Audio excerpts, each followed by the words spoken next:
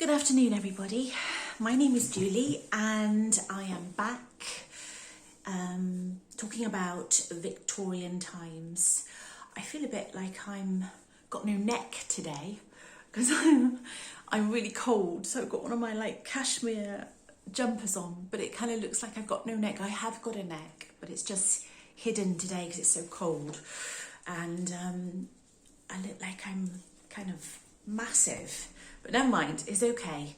I probably am massive with this lockdown, I wouldn't be surprised. But yeah, anyway, so nice to see you again. I feel like another cosy corner in this part of the kitchen, but it just makes it a little bit more comfortable. So as I said, we talked about Victorian times yesterday, and I have a big interest in the Victorian era and everything that goes with it, really. I don't know whether you can see behind me.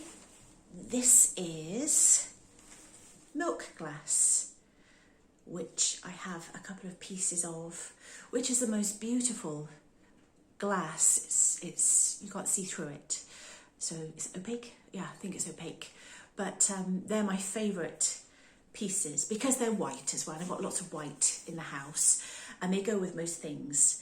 So I was very pleased with those, and they're Victorian. I got them from France actually, but they are Victorian. And we were talking about Mrs. Beeton yesterday, and I know a few facts about Mrs. Beeton and her book that she wrote. And I don't know whether you know anything about her. She wrote the big house management book in, I think the first issue was 1861, and Mrs. Beeton had trouble, very sad actually. I think a lot of ladies in that time had trouble with childbirth, and lots of ladies died, they lost children in childbirth because there wasn't any real help for them, and they had so many children. So Mrs. Beeton, as I said, was only 28 when she died, and her first child died after 3 months, and the second at 3 years old, and at 28 she died herself of a fever contracted during the birth of her fourth child in 1865. So she didn't have a great deal of luck actually with that. So as I said, lots of women died in childbirth in that time, so we've come on quite a lot really, haven't we? So also I was talking about Queen Victoria. And Queen Victoria was a queen that reigned for a long time. I think she was 32 when the Crystal Palace was built. And I think she had a few children by then. So, yeah, and she died in 1901. So that stretch in that time was Victorian. Then it goes on to Edwardian, which is her son. It takes over. So she died in 1901, then it goes to the Edwardian period, but anything before that is Victorian. So anything you might have will be Victorian in that time. So another collection I have, which I've had for a very long time, is, you're going to be surprised, French jet. I put them all in this bag. They're usually in a drawer, but I have lots and lots of French jet, and they're so beautiful. They're glass beads. And I bought them from everywhere, all over the place. They're so beautiful because they catch the light. They're got a faceted, that's the word. They've got a faceted glass bead. So they look absolutely stunning. I might be able to put that over my head. So they just catch the light, and I love them so much. I've got lots and lots of them, and as I said, I collected them from everywhere, and lots of Victorian ladies used to wear them while they were mourning. That's another beautiful one. I don't know whether you can see how the light catches. Lots of them were made in the 1920s and 30s as well, and the 40s, but I do have quite a lot that are Victorian. So yeah, there's some beautiful collections. This is a very old one. This is a French one. It's not as shiny as the others, But as I said, I do have a lot of them. It's another beautiful one. It just catches the light so beautifully. And anything you wear, if you're wearing black or grey or white, it just looks really pretty. I'll just put that on just to show you. So I've got like long ones as well that you can make a knot. This is a very, very heavy one. It's very, very heavy. Because it's glass, so it's going to be heavy, isn't it? But yes, so I do have lots and lots of those. That's a particularly long one. You can tie a knot in this, so it just looks nice when it's on. And it doesn't get into everything, because when you're wearing these, they drip into everything. So I'll just show you what that looks like on as well. Take this one off if I can, strip over my head. And this is this one here. So they look quite nice when you tie a knot in them as well. And as I said, they catch the light really beautifully. So that's one of my loves as well, my little collection of jet, which is French and Victorian as well, British Victorian. So yeah, that's my little collections. So I don't know if you're interested in the Victorian times, but I love Victorian houses. I absolutely love them.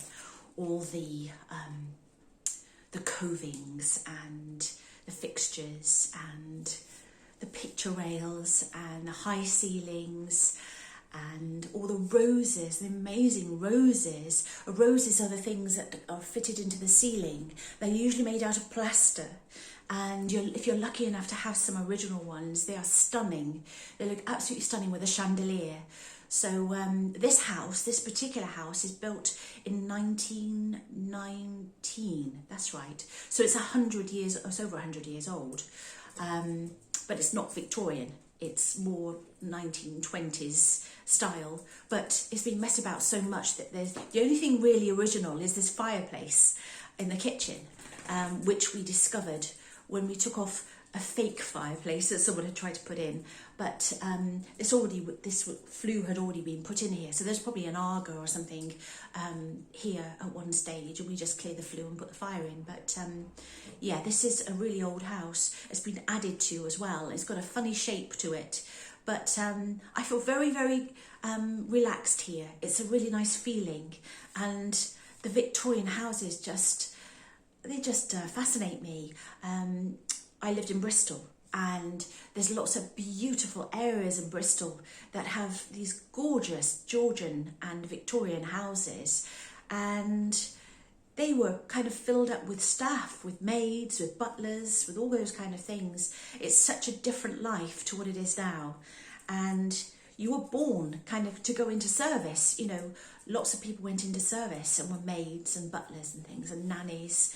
So things have come on so different, and for women as well. You know, we can do really what we like to do, and the men don't really tell us anymore what we have to do. But I'm quite old-fashioned in some ways. I think women are better at some things and men are better at other things, and you complement each other. So I'm better at cooking, and Mr. M is better at kind of doing the fires and, you know, the manual things. So, you know, it suits whatever you like, really. Mr. M doesn't cook and I cook, and I enjoy cooking, so that, you know, you complement each other. So I think in Victoria times you had no choice, and I even think lots of women were pushed into marriages just to kind of have their own homes, really. So Mrs. Beaton seems like she had a more of a free life. She was able to do what she wanted to do. Her husband was, as I said, very open to what she did. But I think, you know, you weren't, the courtship and things like that was very, very different then. And yeah, so I think in those times, with my family as it is, I probably would have been, not in service, but I might have been something like a governess or something like that. I don't think I would have been a lady of the manor or anything. I don't think my family were that kind of well off in that way, but I don't think I would have been in service. That's, you know, I think a lot of families were put into service. But yes, I don't know if you're interested in the Victorian era, and I'm also interested in the 1920s. I love the 1920s with Macintosh and all the designers, and some of the 1920s houses are spectacular. They're just gorgeous. They really are. 1930s is another era that I really like. Anything really. The 1930s, 1940s and 1950s as well. I think anybody that was born in the 1950s, because the war was over and it was a lot more freer and they were able to listen to rock and roll and things like that. So I think we've lived the best times, really. And I think life was a lot more simpler as well. It wasn't so complicated as it is now. But I think I would have enjoyed living in the Victorian times.